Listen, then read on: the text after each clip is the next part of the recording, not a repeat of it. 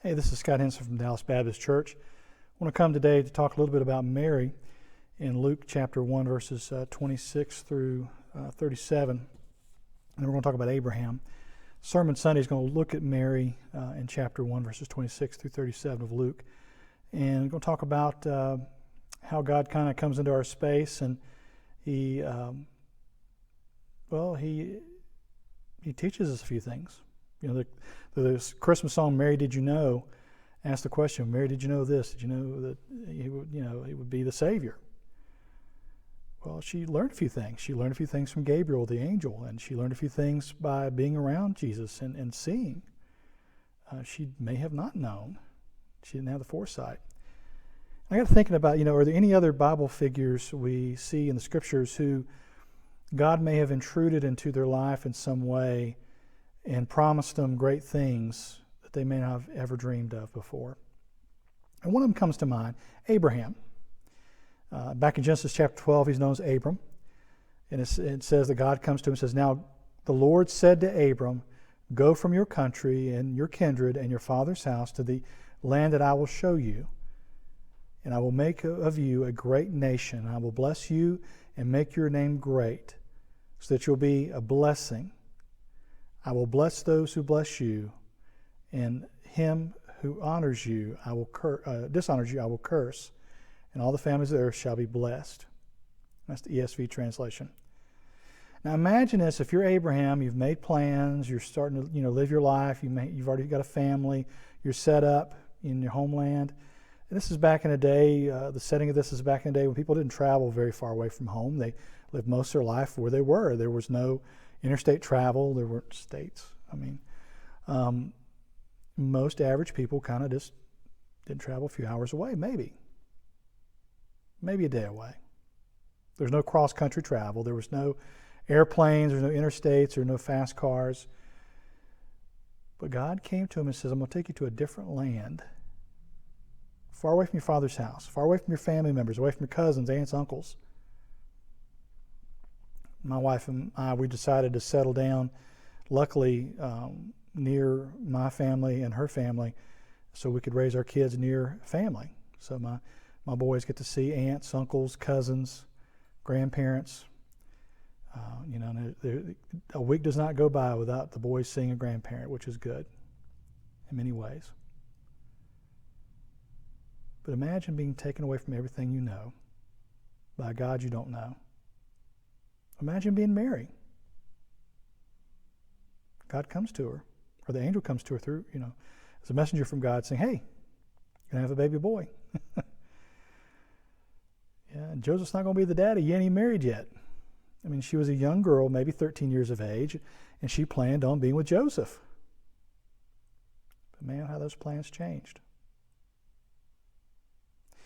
You see, no matter how much we plan our life, no matter how much we think we have things figured out, God's plans are different than our plans. Our plans are temporal. They're for the here, they're for the now, as far as we can see forward in the future, what we would like to happen. But God thinks eternally. God sees the past, the future, and the present. God knows. And his plans are way better than ours. Our ways are not his ways. Think about God's plans for Abraham. Make him a blessing. Make his name great. And his promises are unfailing. The thing about Abraham is that God promised him a lot of neat things, a lot of amazing things. And one example of the promise we see is over Genesis chapter 22, verse 17. And this is after he received a son, but he received promises throughout. But this is one example of it. "I will surely bless you and make your descendants as numerous as the stars in the sky and as the sand of the seashore. Your descendants will take possession of their cities, and through your offspring all nations will be blessed." God had promised him a son. Even when Sarah was old, the angel came to her, or the messenger of the Lord came to her, and she laughed at him because they were told they were going to have a son. She laughed. God promised. Now, there were times when I thought God wouldn't come through with a promise. Sarah even gave Abraham her handmaid Hagar. and bore a son, Ishmael, through Hagar, so he could have a male heir. But that's not the child that God promised. God eventually gave him Isaac. And through Isaac, he begat Jacob. Jacob begat the 12, and so on and so forth. You see, even when we think God has given up, even though we think his plans have changed, even though he may have reneged on his promises, God's promises are unfailing. Even with Mary, there were probably times where she wondered.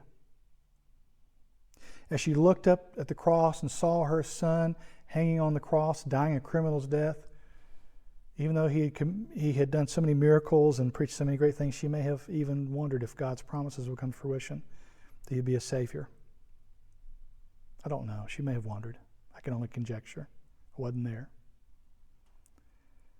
And many times in our lives, we think about the fact that God may have let us down. God may not be there with us always. We may feel as though God has left us. We may feel as though God's plans have changed. We may feel as though that, God, you got some crazy plans. God's plans and his promises are unfailing. God may not get there the way we get there, or we want to get there, but he gets us there. Things don't always work out how we want them to work out, but God never lets us down. And it may not be on our timing. I mean, think about that. Abraham and Sarah were old. I mean, like I said, she laughed when she was told that she would have a son at her old age. She laughed. God's plans are not our plans. Think about that.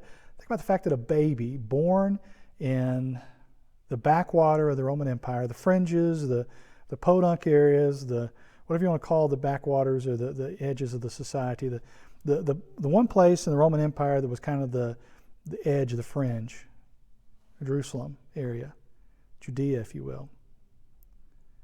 A baby was born there, and not in Jerusalem, not the big city, but outside of it, Bethlehem. A baby that would change the world was born there. God incarnate was born there to a know-nothing family in a know-nothing town. You know, if Hollywood had written a script and nobody knew about it, people would probably laugh. It's not believable. You know, why not put him in the biggest city of the world? Why not put him in Rome? Or in a modern day, you know, why not put him in New York or L.A. or Paris? You know, why put him in Dirty Ankle or Frog Level or some backwater town? But God's plans are eternal. They focus on the eternal. His promises are unfailing, and his ways aren't our ways. But his power is unlimited. He took a boy who was born of nothing, born in a manger, laid in a manger, who preached in a small community, small area. He changed the world, started a revolution, a spiritual revolution that would change all of us. All because plans didn't go as they were supposed to, at least by human standards. Merry Christmas.